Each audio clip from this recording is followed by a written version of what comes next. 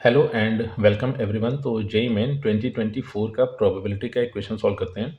Question में statement दी गई, a fair die is thrown until two appears, then the probability that two appears in even number of throws is. तो अब देखो हुआ ये कि एक डाइस को फेंका जा रहा है और लगातार फेंका जा रहा है जब तक टू नहीं आ जाता है। अब देखो यहाँ पर पॉसिबिलिटी ये बन सकती है कि टू अपने को सेकंड थ्रो में मिल सकता है, या फिर फोर्थ थ्रो में मिल सकता है, या फिर वो अपने को सिक्स्थ थ्रो में मिल सकता है, up to and so on. तो यानी कि ये प्रक्रिया चलती रहेगी, मतलब ये सारी की सारी पॉसिबिलिटीज़ इसके अंतर्गत देखने को मिल रही होंगी। तो अब यहाँ पर सबसे पहले तो ये पता कर लेते हैं कि डाइस पर टू आने की प्रोबेबिलिटी क्या है। तो डाइस पर टू आने की प्रोबेबिलिटी प्रोबेबिलिटी ऑफ टू ये अपने को मिल जाएगी 1/6। तो यहाँ पर टोटल नंबर ऑफ आउटकम्स 6 होंगे, फेवरेबल नंबर ऑफ आउटकम सिर्फ और सिर्फ एक मिल रहा होगा, जो डाइस पर ऊपर अपने को टू मिला।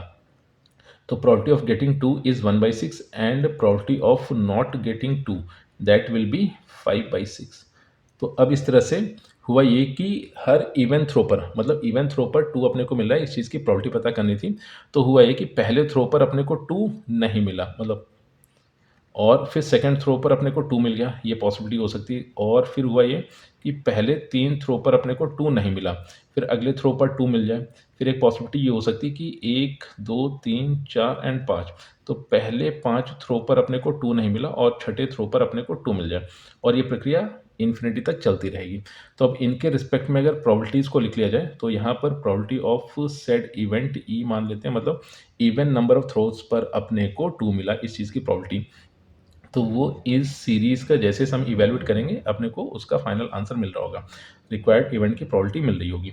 तो अब इसको अगर सिंप्लीफाई किया जाए, तो टू ना आने की प्रोबेबिलिटी थी 5/6, टू आने की प्रोबेबिलिटी थी 1/6, फिर प्लस यहाँ पर टू तीन बार नहीं आया था, तो इसकी प्रोबेबिलिटी होगी 5/6 का होल क्यूब, देन 1/6। फिर यहाँ पर पाँच बार टू नहीं मिला था, तो इस चीज़ की प्रोबेबिलिटी होगी 5/6 रेज टू 5, देन टू आ गया, फिर इस चीज़ की प्रोबेबिलिटी होगी 1/6 plus up to and so on.